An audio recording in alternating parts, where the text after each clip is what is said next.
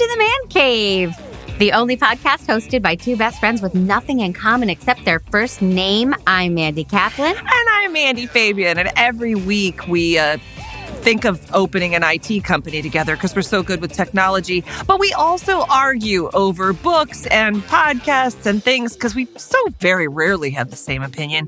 And you can have a different opinion this week as well. Grab a couch. Let's get to it. Wait a minute, cut this shit. Over and over again, I'm proud of ourselves for calling ourselves the Mandcave. I mean, it's a great, isn't it a cozy place to be?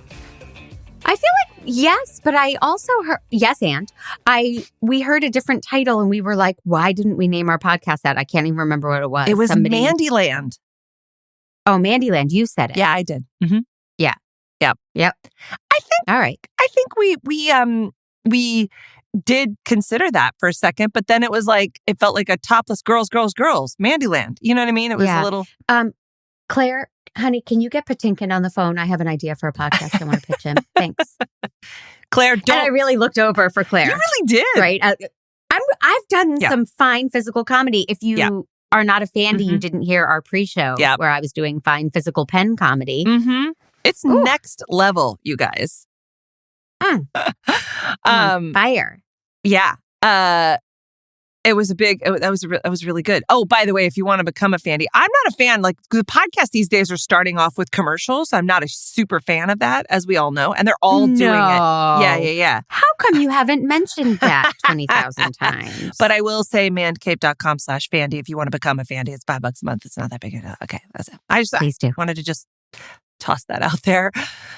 Please play responsibly. Restrictions apply. See store for details. I have wow, that was really good. You should do voiceover. Thanks. I have huge news. Huge. You're gonna this is the whole us fighting with each other might be over when I tell you. Are you ready? Okay. I'm ready. I finally caught wise and downloaded, subscribed to, followed. Wait, don't tell me. After all these fucking years. After all these years. So proud of you. You know what, Mandy Kaplan? That's a pretty good show. If I had a large dinner table with Dolly Parton, Jon Stewart, Barack Obama, who would you invite to your dinner? That game? Sure. Peter Sagal is on that list. Aww. It would just have to be if I had a big table. Because he's low no on the offense, list. Peter Sagal. He's a little lower on the list. I love, wait, don't tell me. I love it. Yeah, it was, and they had Tom Papa on this week, and that was, I love Tom Papa. It was very enjoyable. Of course. Was he the host or was he just one of the panel? He was just one of the panel. He fills in for Peter Sagal. Peter Sagal had a baby when he was 92 years old. Uh-huh. And he took about a bunch of time off, and Tom Papa filled in a lot for him. Oh, interesting.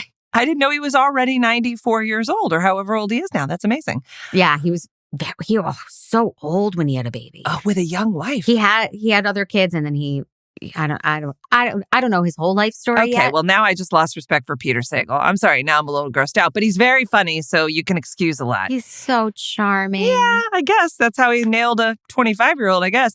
Or at least she was, who knows? She's going to Google it. It was very enjoyable. And I got a parenting tip from it. So this is the second. You did? Yeah, this is the second person I've heard tell the story. One was the teacher that I met in Dayton, Ohio. And then this gal on the podcast was like, yeah, all my parents ever let me do was watch PBS. They never let me do another thing. And that is why I'm a goddamn researcher of what are they? Carnivorous large animals. And so she researches bears and mountain lions. Right. I heard her. Yeah. And this other teacher was like, yeah, all my parents would ever let me watch was nature programs and then read classic novels. So I was like, this sounds great. So I'm going to start taking away my kids' iPads and making them watch PBS. Or at least I'm going to put PBS on their iPad. Because we are actually watching a PBS documentary that's pretty fantastic. Oh. Nope. Oh, wait. Oh, God. I'm sorry. I'm wrong. It's not even PBS, but it's a nature documentary, so it's pretty fantastic. It's Pornhub. It starts with the same letter, so I get it. I feel like it's a Pornhub documentary. I know that there's naked animals and they're doing things that feel very nature documentary-ish. Yes. Yeah. Yes. I understand how you would get confused. You're so pretty. I know. Well, welcome to the Wait, Don't Tell Me family. Yep, thank you. Do your kids listen? Because Casey loves it. You know what? I just listened to one myself, but I will listen to one with them. It's a good road trip It's fun in the car. Yeah. Yeah, it's a good one. They keep it clean, but sometimes it gets mature. So that, just a heads up, a comedian will make a joke and Casey's like, I don't think I quite got that reference. And I'm like, and you never will. But here's the thing. When you have moving on. When you have a rule in our house that is that if it happens in musical theater, it's okay. That's our rule. So like when they were singing Southern motherfucking Democratic Republicans in Hamilton, I was like, look, fair game. It's in a musical theater. It's okay. Yes, of course. Yeah. So that is the correct way to raise your children. Yeah. My girls are learning a lot from musical theater because they're just not scared to go there anymore. Right. Especially after we do the PBS Pornhub musical, which do you want to meet at 3 today to start writing or? Speaking of a Pornhub musical, Jer and I, many, many years ago before we were a couple, when we were writing plays together, I wanted to write Schoolhouse Cock. And I was working on a song called Masturbation Station. And we had a lot of funny ideas for songs for Schoolhouse Cock. So there's something there. There is totally something there. And now I'm mad that you haven't done it yet. Well, we fell in love. Ugh, it ruins everything. Yep. Well, we haven't laughed since. Jer and me. Oh my God. That's why I come to the Mandcave to get my laughs. Mm-hmm. I need it. Yeah. Yeah. No, well, you're welcome. And I'm going to send you an outline for a Schoolhouse Cock. Because that's pretty. Please. I'm not going to draw a Schoolhouse Cock. It was a lot of fun coming up with the song titles and little riffs and choruses. We used to always joke about it. Of course it is. I really feel like, especially like when I get back from London, I feel like we're going to miss each other so hard that like we'll have to, that'll be our first, the Mandys on stage together again. Okay. And if anybody has any suggestions for song titles for Schoolhouse Cock, hop on the Discord, mandcave.com/Discord, and pitch us ideas. We will write these songs and we will harmonize the hell out of them. Oh, hell yes, we will. That'll be a special Fandy bonus, or maybe for everyone. I don't know. We don't have to decide right now. Okay. So I would like to talk about the podcast I assigned to you. Yes. Which, although hosted by two very charming, funny men, not a funny topic. I thought it was really hilarious. Upsetting topic. Oh, well, it's a very upsetting topic, of course, but it also is filled with like, it's like that giddy humor that kind of like when you're watching a horror comedy, right? It's like that, oh my God, what a cringy. It's so cringy. Terrible. It's cringy. It's called How to Destroy Everything. Yes. Pete, could you play the trailer so the people can hear it? When's your birthday? Change the subject. What's the name of your best friend from high school? Oh, gosh. I had so many, it's hard to pick just one. And where do you bank? You really think he'll ask that? Honey, do you have any idea what will happen if you slip up here, if you give him 1 iota more than he needs? Well, yeah, you said he might, sleuth or whatever. But so No. what? Not just sleuth, okay? You give him your birth date and phone number, and he'll find out your social security number. Next thing you know, he's opened up bank accounts in your name. He's buying real estate using your credit score. He's making photo collages celebrating events he's not even supposed to know about. And not just that. He's hacking into your phone, listening to our conversations, reading your emails, and for some ungodly reason, he's sending you jade plants every single goddamn year for your birthday. And if and when you decide to do something about any of this, if you decide enough is enough and you ask him to back off or God forbid you call the authorities, he will sue you into oblivion. As a lawyer, he will represent himself, forcing you to spend your life savings on attorneys. And in court, he will reference arcane British case law and submit literally thousands of motions to delay and obstruct. And you will end up not only penniless, but emotionally bankrupt. So, I'm going to ask you this again. Are you sure you're ready to meet my dad? How to Destroy Everything. The true story of a narcissist who destroyed a childhood a marriage, a family, and a community. You know, a comedy. Now available wherever you get your podcasts. Here's what happened. It was recommended to us from a Fandy. Mm-hmm. I listened, and as I was listening, I was like, I know this guy, Danny Jacob. How do I know him? And I look him up, and I was like, oh, he's so familiar. I think I know him. And then he said, and my co-host, Darren Grodsky. And I was like, oh, I know Darren. Darren was at my wedding. Wait, our wedding. what? Sorry, Jer. Yeah. So, how do you know Darren Grodsky? Jer goes way back with him. Oh my God. So I know these guys. So we're going to be interviewing them. And rather than playing a game today, we're going to have an interview with Darren and Danny. I love it. So, oh my God, we are so inside track and A-list right now. Yep. Are we going to have a carpet, down. A step and repeat for the interview?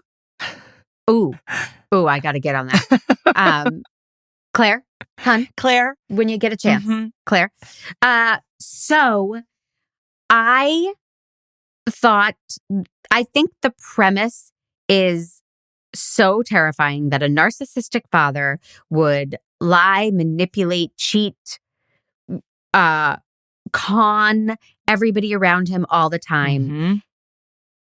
And yes, the stories are entertaining. And the way they've set up the podcast is that it's not just journalistic. They have recrees and scenes. Oh, yeah. It actually starts with the scene of Danny trying to prepare his new fiance to meet his awful dad. Oh my God. That was the best thing I've ever heard.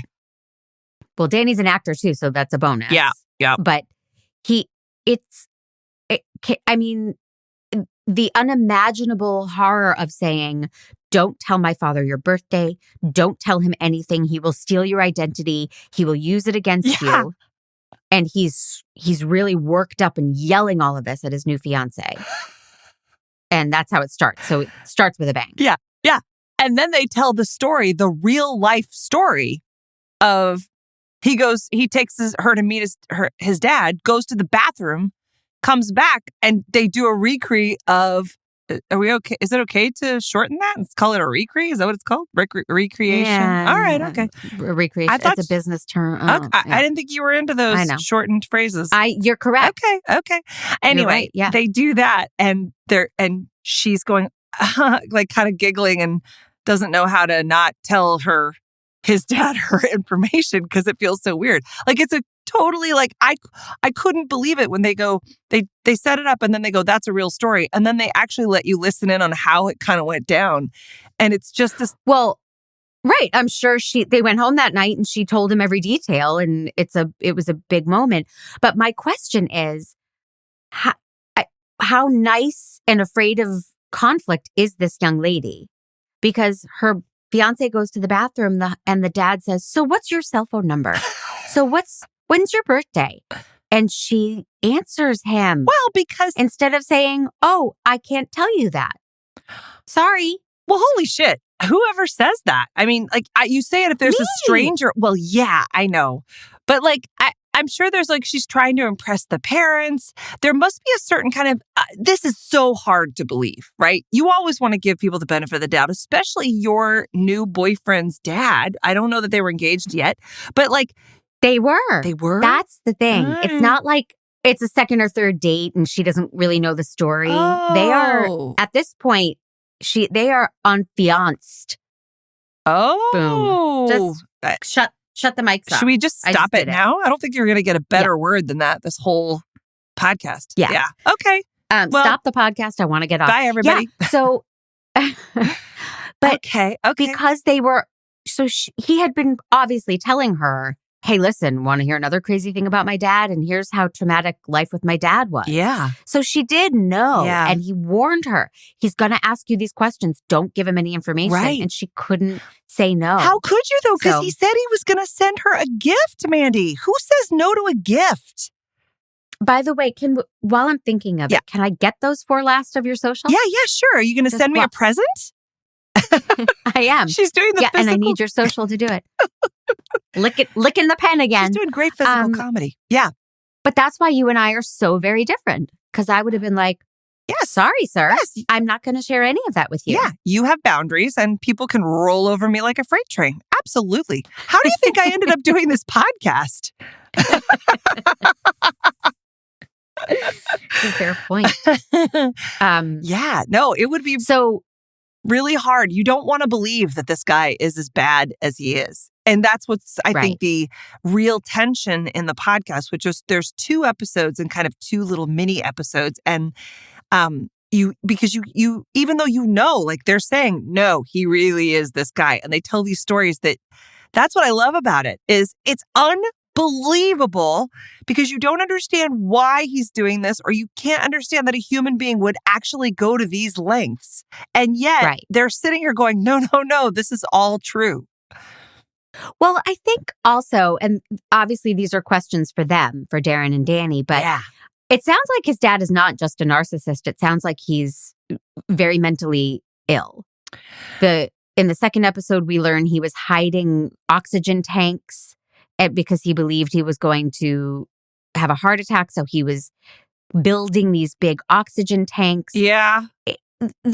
Some of the moves he was making, and I'm no expert on narcissists, but some of these moves felt like, oh, that's a paranoid, that's maybe a paranoid schizophrenic or some other diagnosis as well. Oh, that's interesting. Yeah, could be. I mean, that could be. Although I will say, now I'm dying to know. And we'll never know because he's no longer with us. But I had that experience with my dad when I realized there was something else going on, right? Like there was this kind of like, oh, he was just not around and we really didn't have much communication. And it was interesting because he would sort of fixate on things, like he would fixate on comedians or Seinfeld, or he would fixate on like my sister. Like I wouldn't hear from him for months. Then he would text and be like, hey, how's your sister? And weird things like that. But I didn't, but I was like, oh, he's just whatever. It was just, I didn't think of it. But then there were things that I caught. I went to visit him one time and I was like, oh, there's something going on here that's beyond, I think, just narcissism. There's something like the stacks of paper and things like that. The buying like hundreds of stuffed animals. Every time he would pass a garage sale, he'd buy a stuffed animal for his dog. Like your dad? Yeah. Or Danny's dad? No, I was like, I don't remember that part of the podcast. This is your dad. my dad, right? And like it was. Oh, here. Are you paying me $200 an hour for this? No. Are you paying the Fandys for this therapy? Look, I'm fine with it. I love my dad. I love him for exactly who he is. But he was always a mystery to me, is what I'm saying, because there was something about him that just wasn't quite. It didn't quite like.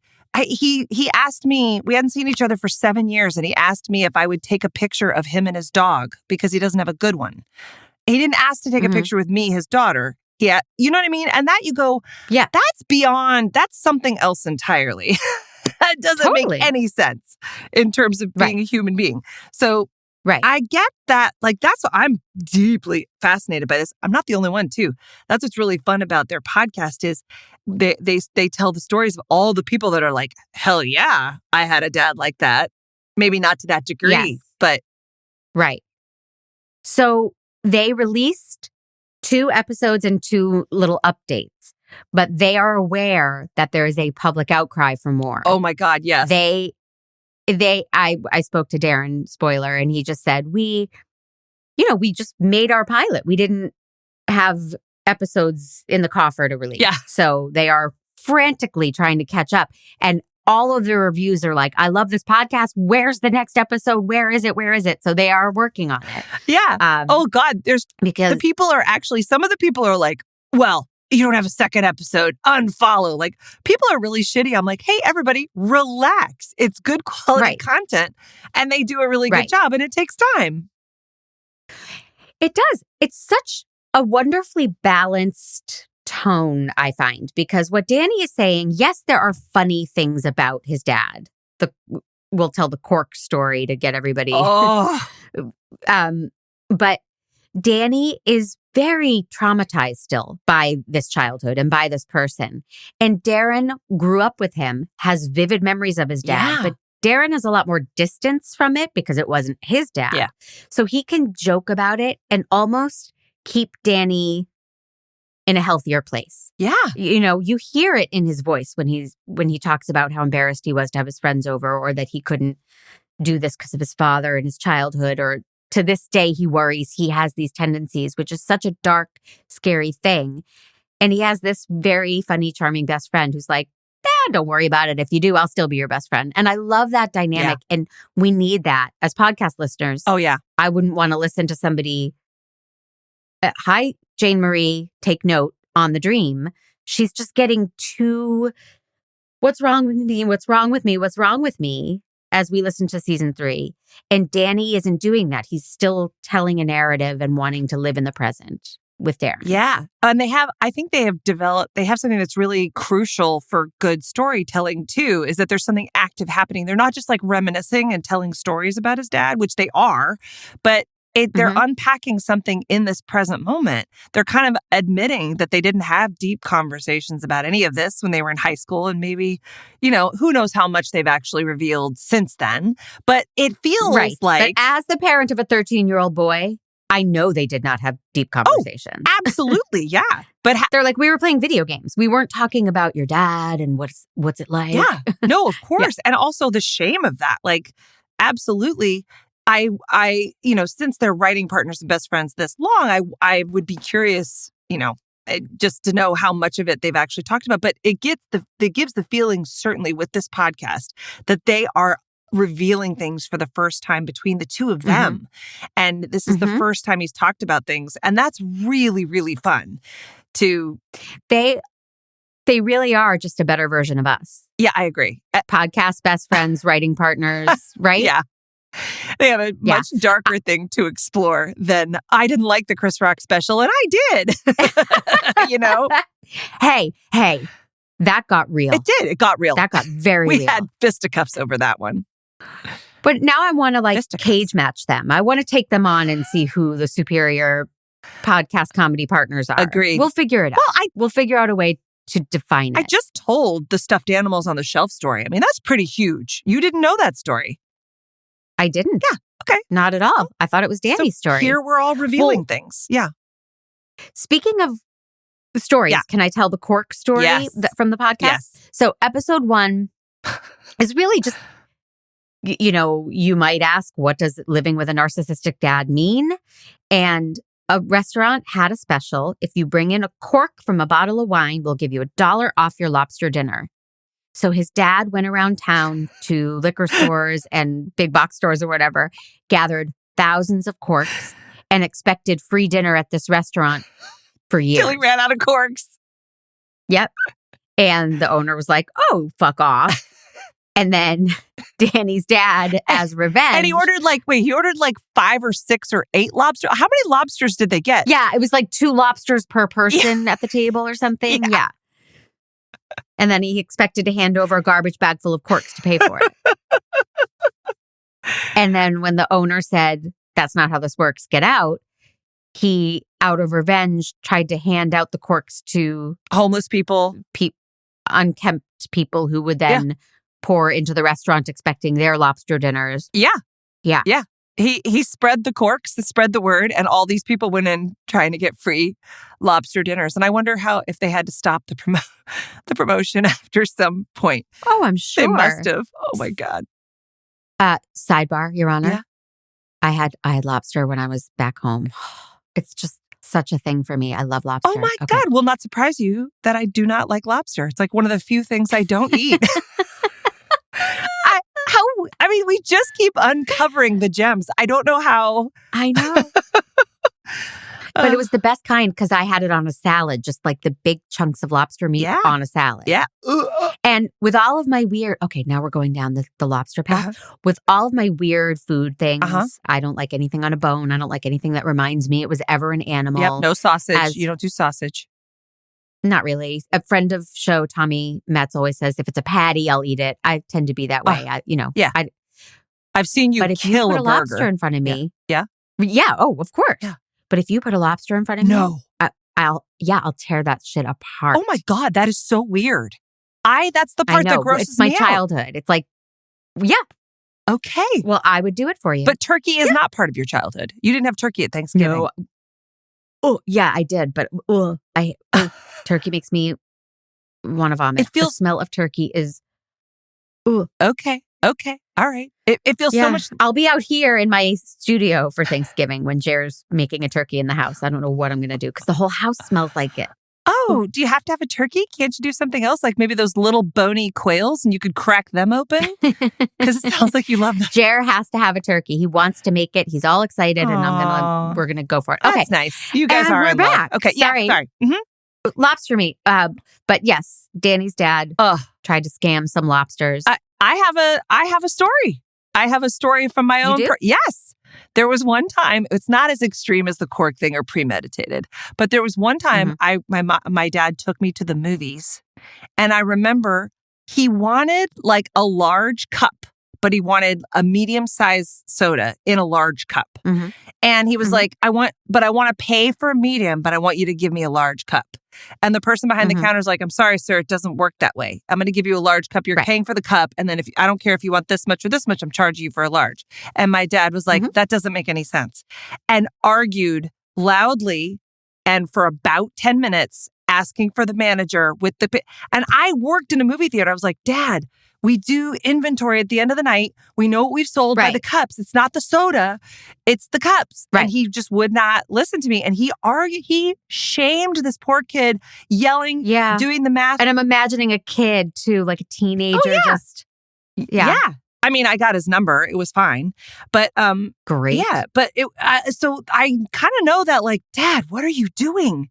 Why are you stuck on this thing? You can't, It's not as good as the cork story, but I think we were going to see Ghostbusters. Does that help the story? No, I mean, look, we could all say my parent embarrassed me one time, or I mean, your parents being embarrassing when you were a teenager, that's standard. No, that cup thing is weird. This guy apparently goes the cup thing is weird, the cork thing is weird, and we don't quite have a sense of the scope of this. No, because it's going to get so releasing the story in little bits and pieces. Yeah, now, his mom is participating. I love her. Oh, Sandy. She is adorable. And you get, she's so sweet. And I'm really, I want to dig more into that. I want a whole episode of just the mom to hear how, when they courted, like more of those stories and how they got together. I want to hear the details. Have we heard the details of the girl with the attic yet? Or is that coming next? No, because Darren, so they released their first episode and it became a phenomenon. Yeah. Apple featured it and it just took the world by storm. So then they heard from this teenage girl named Chloe who said, I live in your old house, Danny. Oh my God. I live here. And nobody touched the attic since your dad was here. So Darren is going back to St. Louis. I guess he was going back anyway. And he's like, I'll go to the house. Yeah. I'll meet this girl, Chloe. She's a teenager. She reached out to the podcast and I'll go see what's in the attic. And poor Danny's like, I can't imagine going to the house. I don't want to see pictures. I don't want to FaceTime with you. I can't, it's too triggering. And that's basically where we left off. Danny just acquiesced and said, I will FaceTime. If you want to FaceTime me when you're in my house, maybe I can handle it. Maybe I can't. And they talked to And Darren's like, I'll take care of you. Don't worry. Aw, so I know, they're really sweet. You could have been a little nicer when I just told the cup story. That's all I'm going to say. Like, I just take a page from their book. Okay. That's all I'm saying. Yeah. And it was, I was the whole time just humming cups in my head from Pitch Perfect. I loved they talked to the contractor who redid the house, right? And said that was maybe the weirdest house I've ever seen because don't they tell a story when he and his brother were in the house, they discovered that if you open two doors the same exact length, you open the doors that it opens a secret compartment, which is where his dad had all of the forgery stuff and information on credit cards he'd opened in his son's names and bank accounts. And I mean, a secret compartment is so cool. So cool. Right? But I wish my parents had a little more of that moxie. Yeah. It's exciting. So I wonder if they have any secret compartments left in the house. I want to know that.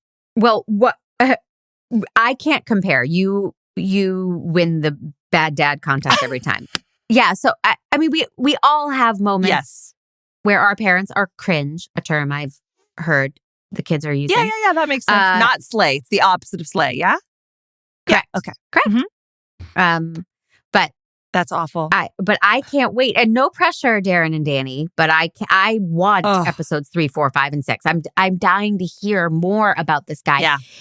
The mom, Sandy, somebody reached out and said, we have a support group for women of divorcing women. And she went, and it turns out it was women who were being sued by her ex-husband.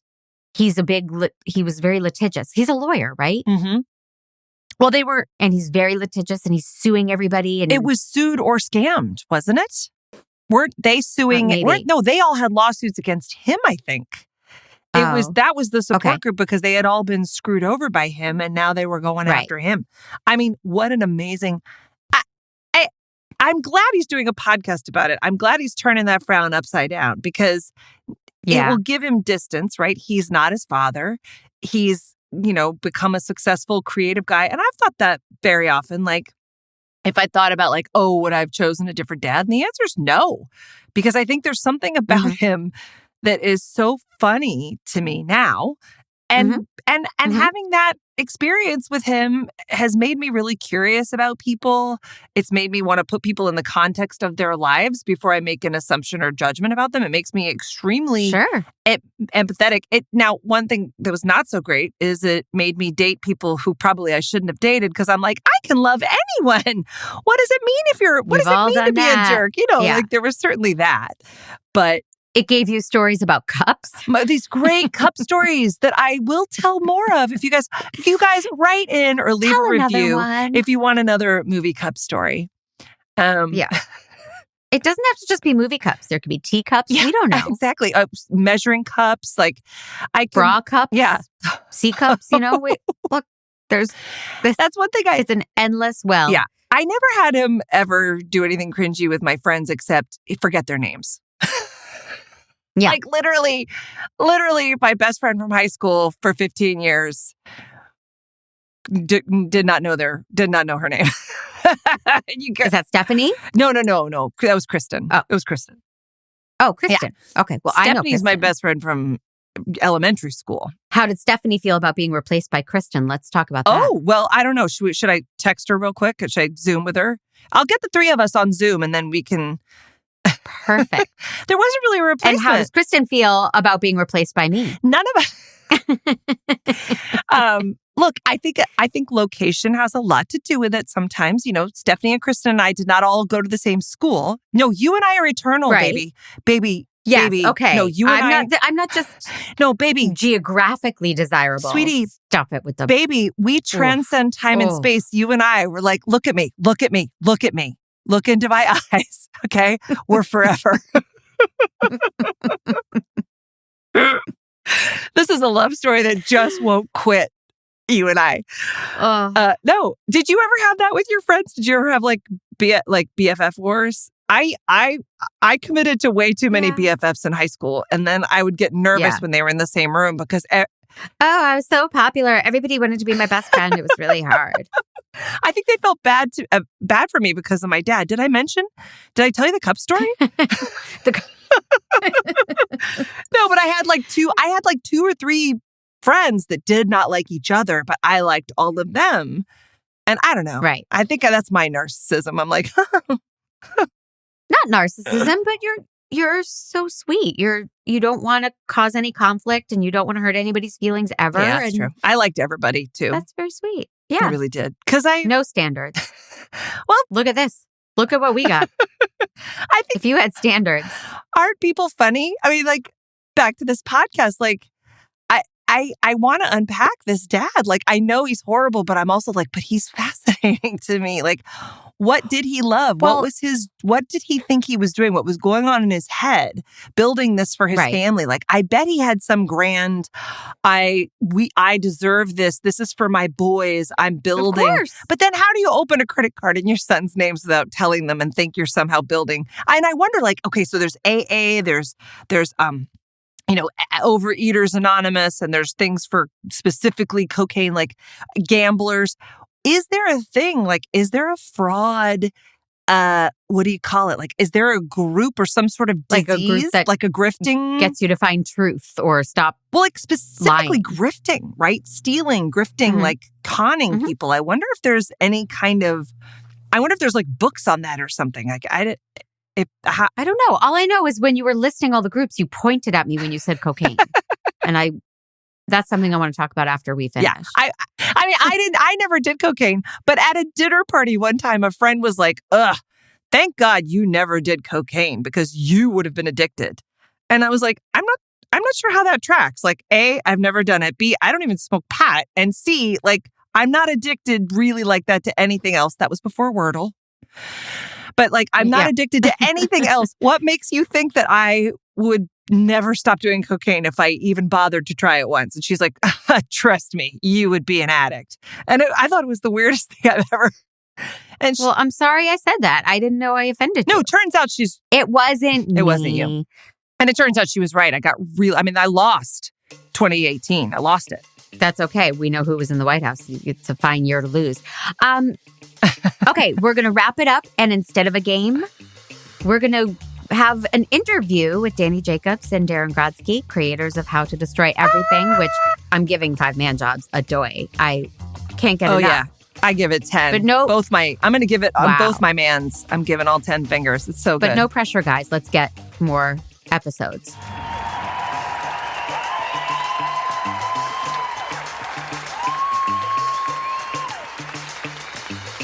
We are here with the creators of the How to Destroy Everything podcast, Danny Jacobs, insert applause, and Darren Grodsky.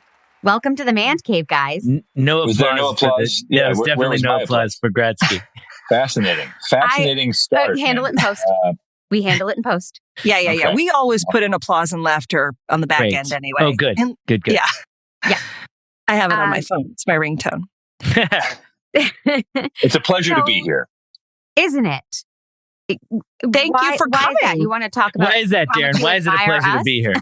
No, I just feel like I've heard people say that when they're welcomed onto an interview, and so I just I'm still feeling a little off kilter about the lack of applause. So I just was like, I should say something that is. Well, and if you think about it, it is. I think what it means is it's a pleasure to be here to talk about myself. You know what I mean? Always. Yes. Yeah. In fact, we're all going to go quiet, Danny, if you want to take it from here. Yeah. Well, really, you just have to press play on our podcast. There's nothing more for me. Well, we have pressed play, and we are completely hooked to not only the story, but one of the things that we raved about was that you guys are obviously emotionally invested, Danny. This is not an easy subject. This is real for you, and I just want to clarify that I'm not emotionally invested in any way, shape, or form. I just wanted that out there. I know that wife keeps texting me about that. But different text. But then you jump back to having Darren, who I think is keeping it light and keeping you in the present rather than letting it become just a therapy session. Right. And so please, if you could tell us how you decided to tell the story in this way, from present day with recrees, and why did you decide on that style? Yeah. Well, so. The decision to do it with Darren was obvious. I mean, Darren and I had started to develop this first as a television show, and from the very beginning, it was clear that we needed some kind of objectivity on things that I did not possess. And Darren obviously knows all the people involved and was there for a lot of the history, so he's the natural kind of partner for that. It's kind of a unique situation in that regard, right? Because we happen to also be collaborators. We write and direct. We've written and directed features together. We've been working together professionally for like 20 years, and we also grew up together. So I observed this all along. So this is a long.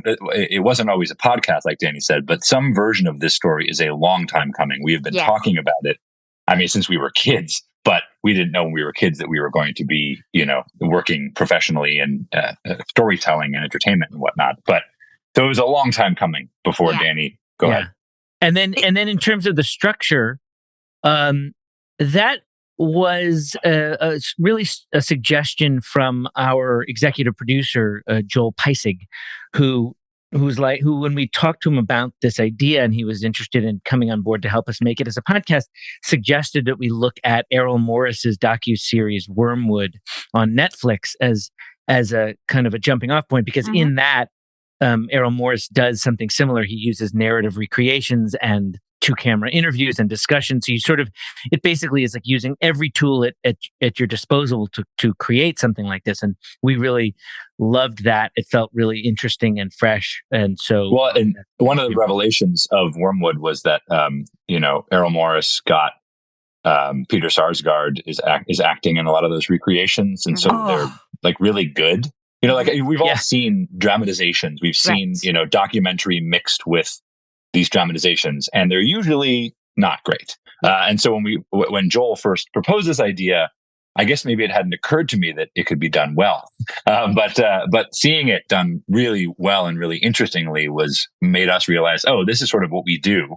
And we could do it in a way that I think would be hopefully good. Your fantastic. actors are really, really good. Like that's part of the fun is you get this double layer of, I'm hearing you guys. It's interesting to hear that you've obviously, of course, you would have been discussing this as a major part of your life. And as we all mine our lives for stories, this would have been like, there's got to be something in this, right? We were joking earlier that it's you look at I had that trauma, but it only lasted like a week. I don't think there's a show in it. Like we all kind of look at our own past to go, can I make something out of this? And so of course it's natural that you would have discussed that, but you guys make it feel really new. Like you're discovering something together every episode. And those recreations really feel like, I know your dad. Like the suspension of disbelief is complete for me. Oh, that's amazing. It sounds so well acted. Oh, thank you. I mean, it's been so great so far to sort of to dive into and draw upon, I should say, the kind of huge wellspring of great actors that we've become close to over our years in the business and be able to use them for this. And what's so great is Jonathan Kaplan, who plays my dad in all the episodes, is actually a friend of mine from college. And we've had experiences where we're interviewing people that knew my dad, and they'll say something like, "Oh, it was so great to hear your dad's voice again." Like they didn't realize that it wasn't actually him and that it was an actor. The ghost of your dad from the He's really channeling him. Wow. Yeah, he's channeling him. It's wild. So he never met your dad. He didn't know your dad, or he did know your dad? No, he never met my dad. I became friends with him in college. He may have met him once. I can't remember, but no, not. I don't think that he had any real contact with him. I'm going rogue. Is there a prototype? If you were to cast the film of this, is there an actor, not Jonathan Kaplan, but is there an actor that you're like, you know who my dad always reminded me of? I mean, there's Mandy Kaplan, perhaps. Maybe Mandy Kaplan could play right, not my brother Jonathan, but she's always auditioning. Auditioning. Is there? We've thought a lot about that. Like for us, it's guys, and I'll give you a few examples. Please. But guys that are able to play kind of the darkness of this while also having that glint in their eyes of sort of cheeky puckishness. Yeah. So, guys like Jesse Plemons or Jake Johnson or on the older side, somebody like Michael Stuhlbarg, guys that can do bad things, but you still are rooting for them anyway. Yes. One of the things about Danny's dad was that he did all of this, and he obviously suffered from, narcissistic personality disorder or some such. And yet, while he was doing it, he would often look at you with this little smirk, with this sense of like, can you believe what I'm getting away with here? Like he knew. And there was something often really charming about that, as long as you weren't receiving the wrath in that particular moment. Victim. Right. Yeah. Yeah. Well, I think when you're smarter than everybody else in the room, I mean, hey, we've all been there, right? But like when you're the smartest person on the planet, of course you're going to get away with it. I mean, I think that's part of the fun. Not me personally. I think that's part of what the joy must have been, is like, it's not my fault that no one can catch up. I'm just that smart. So I'm entitled to wreak any havoc I want, because that's life. Yeah. Well, but I also think that in his brain, though, he wasn't doing anything wrong. Like there was still a sense. There was a sense of, can you believe I'm getting away with? But connected to that was, they're letting me. They have to let me because I'm doing what anyone would do if they could. Right. Like it's not morally or ethically wrong because it's I found the technically allowed. loophole, and I'm exactly right. Yes. Like Mandy said, the smartest. In the reverse, I have a narcissist in my life who believes any line that forms is out to get him. If the grocery store has a line, that's this is. They're all here just to piss me off. And it's like, yes, everybody coordinated. It's the Truman Show. It's all about you. Right. Exactly. Everybody's just working to give you an experience, good or bad. Yeah. One bone I have to pick with both of you. Sure. Please. If I may. And it's going to get real intense. Get in there. Get ready. Mm-hmm. Your father, and I didn't know him well. Ate pizza the absolute correct way. As a person who is carb phobic. Yeah. Have you done that? Oh, it's relentless. This one. I'm always giving away my crusts and trying to. Anyone who's like, oh, there's too much cheese and toppings. Just. But wait a second. Are you saying you order like a pie and you scoop out not a whole all pie? But when we order pizza, I eat about 3 or 4 pieces, big pieces, but I don't eat the dough. You just scrape off the cheese, but that's so terrible for your cholesterol. That's so bad about my cholesterol. Yeah, I'm telling you, if I'm on my deathbed and only a breadstick would save my life, she wouldn't do it. She wouldn't touch it or eat it. Mandy, as a Jew, I am concerned about your health, and I want this to become an intervention for your cholesterol intake. Yes, but I should have out of control cholesterol, but I don't. Well, your relationship with cheese is profound. I mean, that was the other podcast we were going to do. It's just you and your cheese addiction. It's me talking about cheese. But anyway, when I heard that, I thought, oh God, that's so funny. Not a whole pie. And I would never take it from children. Sure. That they were aware of. I'm also guessing you don't, I'm guessing you don't scoop it into a mound on your plate and then go at it from there. Yeah. I mean, this is a podcast, but the visual is dangling the thing over my mouth and slowly lowering it in, like much like an anaconda, I would imagine. Sure. That's my MO. She pounces on it and then swallows it whole. And then you can see it moving through her body, the shape of it as it's slowly moving through. Yes. And sometimes I have to kick Mandy in the face to get my piece. And I'm willing to do it, guys. Yeah. Sure. Oh, sure. Eat for pizza? Yeah. Yeah, but that was interesting because you mentioned that kids didn't like to go to the pizza parties because your dad would take a pie for himself and do that. And Mandy and I got into a discussion today on our podcast about we've all been embarrassed by our parents. When we were kids, we could all think of a story where, my mom embarrassed me at my birthday party. But what was it like living with that day to day? Like, did you not invite kids over because you didn't want to expose them to your dad, or was it normalized? Or maybe Darren can answer because he was around it.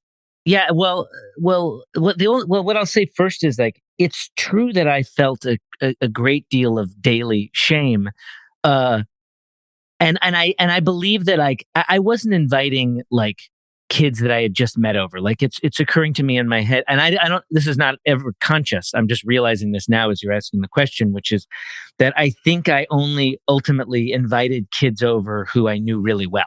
I can't ever think of one time in which I had like some new friend and I was like, hey, come on over to my dad's house. That I don't think ever happened. It was only friends that I had for years and years. Yeah. And that for me, sense. I mean, it did become normalized. You know, when you're 6, 7, 8, 9, 10, all the way through high school, especially when you're so young, you take everyone at face value. That's Danny's dad. He's odd. He's weird, but that's his dad. Now, we did have at least one friend that I can recall who was banned by his parents from going to Danny's dad's house. So if we had sleepovers, it couldn't be at Danny's dad's house. It had to be at Danny's mom's or at our other friend's house. The parents did that? That was unusual. His parents, our parents. Yeah. I've done that. Oh yeah, it wasn't Danny's dad who banned him. It was this kid's parents said, "Oh no, you're not going over there anymore." I have had to do that. Yeah. For different reasons, but I don't trust that parent, and I will not have my child there. Totally. Mine's a free for all. I'm like, I send them to a different hotel every weekend, and fingers crossed it all works out. But that's my parenting style. That's why we just. They're going to grow up. They're going to grow up, and they're going to be, able to handle challenges. So I respect that. They're going to have an amazing podcast. Yeah, That's what the girls are going to do. That's right. But we don't want to take up too much of your time. I don't even know how long this has been. It's felt like a minute. Oh, good. Yeah. Okay. More like 20 for me, but that, to each their own. So I'm going to hold your feet to the fire and ask you, when is the goddamn third episode coming out? Yes. Well, let's see. When is the election? 2024. So 1 year.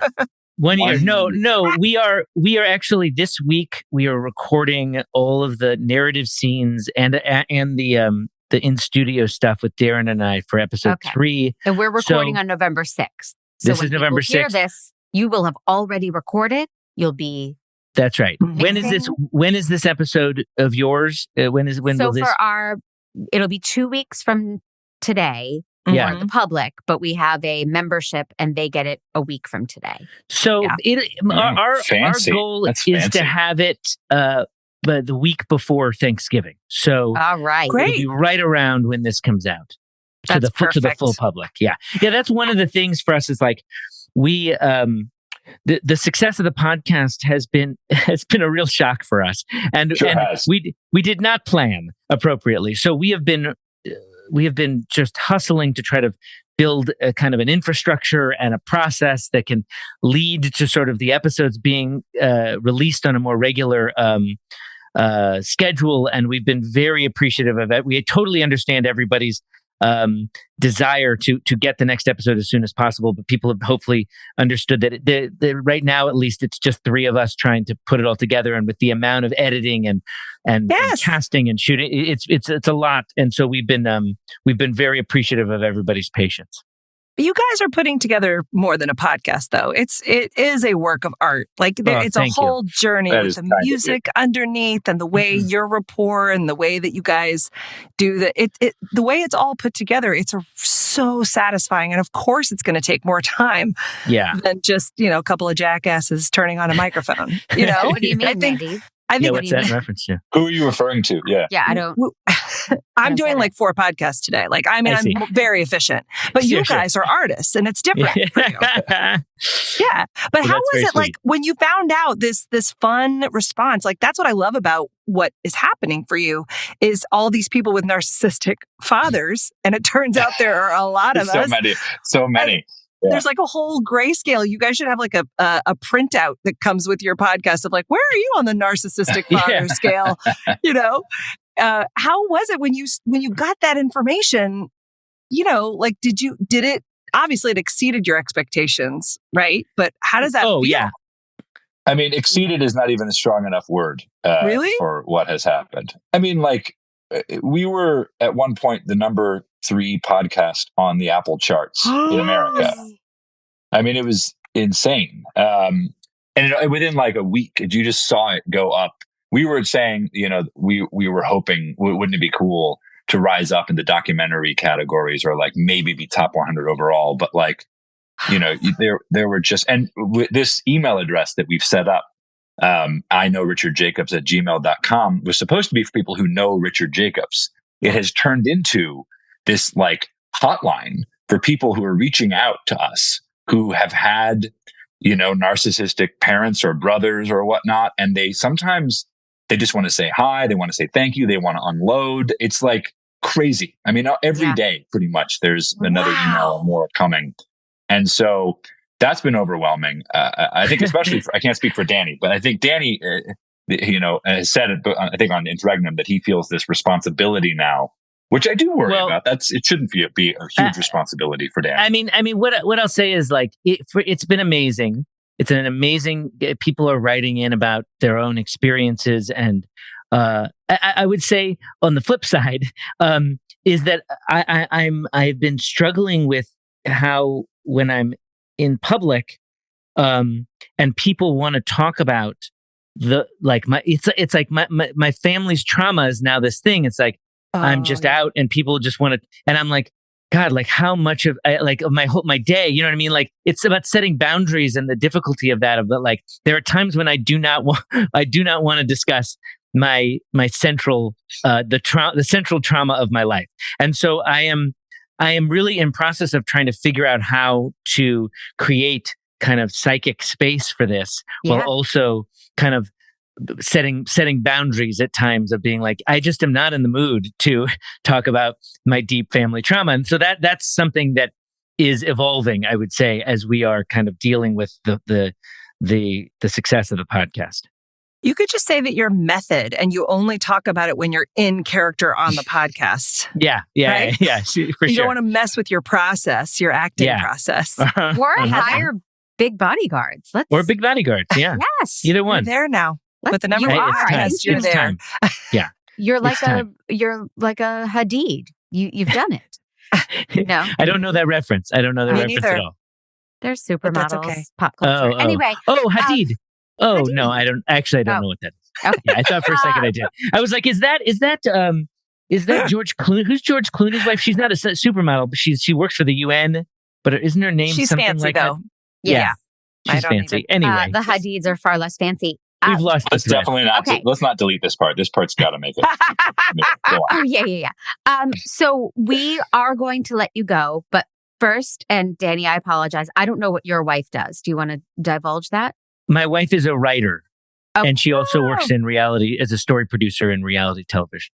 That is of no interest to me. Darren's wife is an English teacher and is going to settle an age-old debate that Mandy and I have. We're going to tell you the debate. You're going to run it by Renee, and you're going to reach back out and say, Renee says Mandy Kaplan's right. Okay. Got it.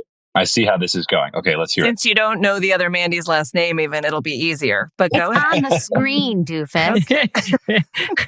So we, in our intro, say we are two best friends with nothing in common except our first name. Mandy says names when she does the interview. And I contend that it's one name. It's Mandy. She contends that it's two people, so it should be names. Wow. Because we each have our own version of Mandy with a separate last name and, nothing in common except our first name. So boy, that's an interesting. Okay. All right. We want the expert opinion, not your opinion. I want. Okay. Yeah. I'm not going to give you my opinion. Thank you. But all right. I will return. We'll email you. Yes. I look forward to being the proxy to help settle this debate, but not helping settle it myself. That's the whole reason we actually did this. I mean, we love the podcast. We're fans. Yeah. But you want this answer. Yeah, we were driving to the podcast. Quote unquote. Yeah. Sure. I could not love it. I could not love it more. I will say, it's no surprise to me that you ended up at number 3 because the minute that I listened to, no kidding, I think I listened to the first 10 minutes. I hadn't even finished the first episode and I told 3 different people, you have to listen to this podcast. My God. I mean, it was just so gripping and so well done. And I so appreciate both of you for bringing us all on the journey. It's just fantastic. I agree. That's so kind. And I think it is so appealing and pulls you in because you guys didn't plan it, because it's not coming from a schemed place. It's coming from this organic, this is just the story we want to tell. We're not quite sure how we're going to do that. And that has us all on the edge of our seats. So the edge of our seat. And I'm looking forward to the television show that's definitely going to get made after this podcast. And I vote Clemens. I love him. So that's my vote, if my vote counts. Thank you guys. Thank you so much. So very much. How to Thank you guys. Everything. Listen to it. Leave your 5 stars. Leave your review. Don't ask them when the next episode is coming out.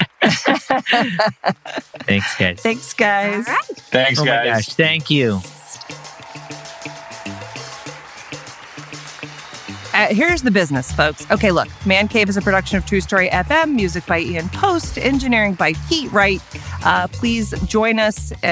Go to Apple Podcasts and leave us 5 stars and a review. We love hearing from our Fandies. And if you'd like to become a Fandy, we already mentioned that. You could talk to us on Discord, mancave.com/Discord. We have a vibrating conversation. You could almost say it's ambianced. You could, which I'm going to Google that. I'm not sure that's a real word. Oh, yeah. No, I know my shit. Thank you, Chooser1, for saying the Mandys are a fun listen and we are always entertaining. We think so. We appreciate the feedback. Yes, thank you so much. You guys can leave us those reviews and ask us questions and we'll answer them. We're whores. Yeah. And check out our merch because speaking of being whores, a lot of real slutty hoodie sweatshirts on there and mancave.com/merch. So there's the business. So now what are you assigning me for next week? Okay. I am assigning you a fun, hilarious, and I believe it's pretty quick read. It is Rachel Bloom's book. I don't even know if it's her latest one, but it's called I Want to Be Where the Normal People Are. Oh. Here's a fun fact about me. Couldn't get into Crazy Ex-Girlfriend. You would think it would be my jam. Musicals. You really would. Yes. I tried. And she was such a musical theater passionate. Yeah. She is. And she's so talented. Beyond talented. Yeah. And I have enjoyed some of the songs and we've done some of them in miscast. But as a show, I couldn't get on board. But I love Rachel Bloom. I think she is charming and talented. So I'm looking forward to listening to a book by her. Yeah. And I think if you need to be Rachel Bloom's best friend after reading it, I get it. I just want you to know I get it. I'm prepping myself for rejection right now. Wow. Because I have read the first couple chapters and I think she's like laugh out loud funny. Well, but this pessimistic attitude makes me think your father's cup is half empty.